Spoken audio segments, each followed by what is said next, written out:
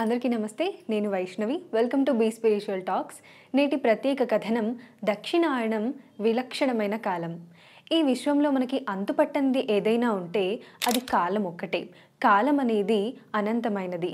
కాలగణన గణితానికి అంతుబట్టదు. లిప్తపాటులో జరిగిపోయే కాలానికి కళ్ళెం వేయటం బ్రహ్మతరం కూడా కాదు.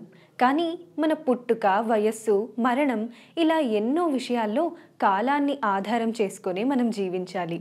ఎప్పుడు నిద్ర లేవాలి, ఎప్పుడు తినాలి, పని చేయాలి, అందులోనూ మళ్ళీ ఎప్పుడు ఏ పని చేయాలి, మళ్ళీ ఎప్పుడు నిద్రపోవాలి అనేవి కాలంపైనే ఆధారపడి ఉంటాయి.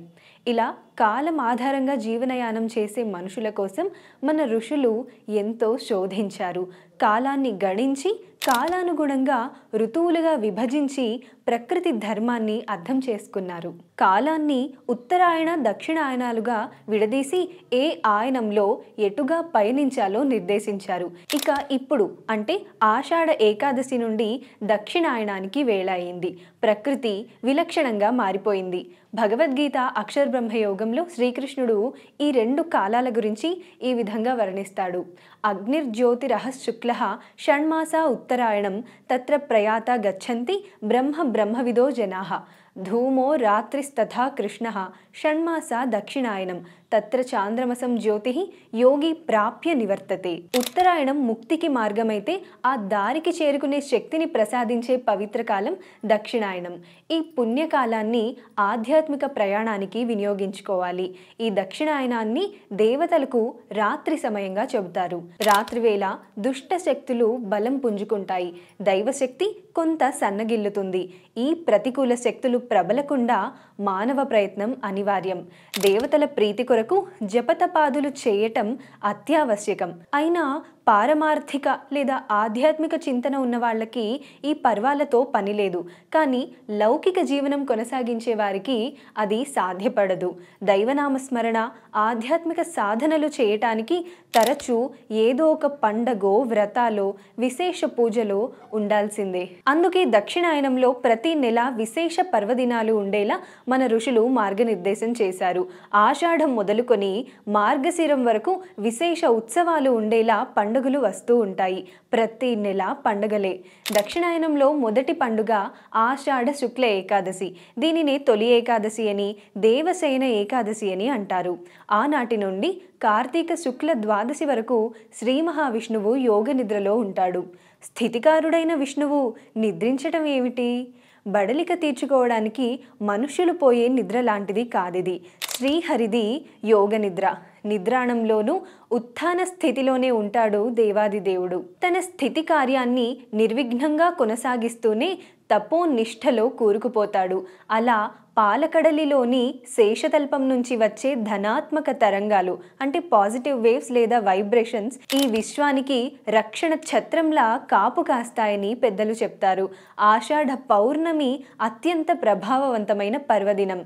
వ్యాసాయ విష్ణు రూపాయ వ్యాసరూపాయ విష్ణవే. విష్ణు రూపంగా భావించే వ్యాస మహర్షి జన్మించింది ఈ రోజునే. వేదాలను విభజించి పంచమ వేదమైన భారతాన్ని అందించి అష్టాదశ పురాణాలను లిఖించి భక్తి భావనకు ఆయువు పట్టుగా భావించే భాగవతాన్ని అందించారు వ్యాసుల వారు. ఆయన గ్రంథాలతో జగతిని జాగృతం చేసిన జగద్గురువు ఆ మహనీయుడు. వ్యాస మహర్షిని స్మరిస్తూ ఆయన ప్రతిరూపంగా గురువులను పూజించుకునే పండగ ఇది. సాధకులు తమ తపోబలాన్ని పెంచుకునేందుకు అనువైన తిథి. దక్షిణాయనంలో వచ్చే మాసాల్లో పవిత్రమైనది శ్రావణం. శ్రావణ వ్రతాలు ఆచరించటం వెనుక లౌకిక విశేషాలు కనిపిస్తాయి. మన భారతదేశం వ్యవసాయ ఆధారిత దేశం. శ్రావణంలో వర్షాలు సమృద్ధిగా కురుస్తుంటాయి. వ్యవసాయం పనులు జోరందుకుంటాయి. పూర్వం మగవాళ్ళు శ్రావణం వచ్చిందంటే పొలం పనుల్లోనే నిమగ్నమయ్యేవారు. కర్తవ్య దీక్షలో ఉన్న పతులకు దైవీ బలం సంప్రాప్తించాలనే భావనతో భార్యలు వ్రతాలు ఆచరించే సంప్రదాయం ఏర్పడింది. శ్రావణంలో కృష్ణాష్టమిని కూడా అంగరంగ వైభవంగా జరుపుకుంటాము. బాలకృష్ణుడి ఆరాధనతో సంతానం సంప్రాప్తిస్తుందని, ఐశ్వర్యం సిద్ధిస్తుందని అంటారు. సోదరీ సోదరుల మధ్య ఆప్యాయత, అనురాగాలు పంచుకునే రక్షాబంధనం శ్రావణ పౌర్ణమి నాడు జరుపుకుంటాము. అనుబంధాలను పంచుకునే పండగ ఇది. భాద్రపదం గణపతి మాసం. వినాయక మంటపాలతో దేశమంతా ఆధ్యాత్మికతకు చిరునామాగా మారిపోతుంది. భక్తిభావంతో పాటు ఐక్యతను చాటి చెప్పే పండుగ ఇది. భాద్రపద కృష్ణపక్షం పితృదేవతల ఆరాధనకు కేటాయించారు పెద్దలు. ఉత్తరాయణం దేవతలు అనుగ్రహిస్తే దక్షిణాయనం పితృదేవతల ఆశీస్సులు అందుతాయనేది శాస్త్రవచనం. పితృపక్షాల్లో పితృతర్పణాలు విడవటం మన సంప్రదాయం. కాలం చేసిన పెద్దలను తలుచుకొని వారి పేరిట శక్తి కొలది దాన ధర్మాలు చేయాలని శాస్త్రం నిర్దేశిస్తుంది. ఆ ప్రకారంగా దానం చేసిన వారి వంశం అభివృద్ధి చెందుతుందని శాస్త్రాలు పేర్కొన్నాయి. ఆశ్వయుజం ఆధ్యాత్మిక సాధకులకు ప్రీతికరమైన మాసం. దేవీ నవరాత్రులు జరుపుకుంటాం కదా. చెడును ఎదిరించి నిలిచిన మంచికి పట్టం కడుతూ దసరా ఉత్సవాలు చేసుకుంటాం. అమ్మవారి అనుగ్రహం పొందే అద్భుత పర్వం విజయదశమి. ఆశ్వయుజ అమావాస్యను దీపావళిగా చేసుకుంటాం.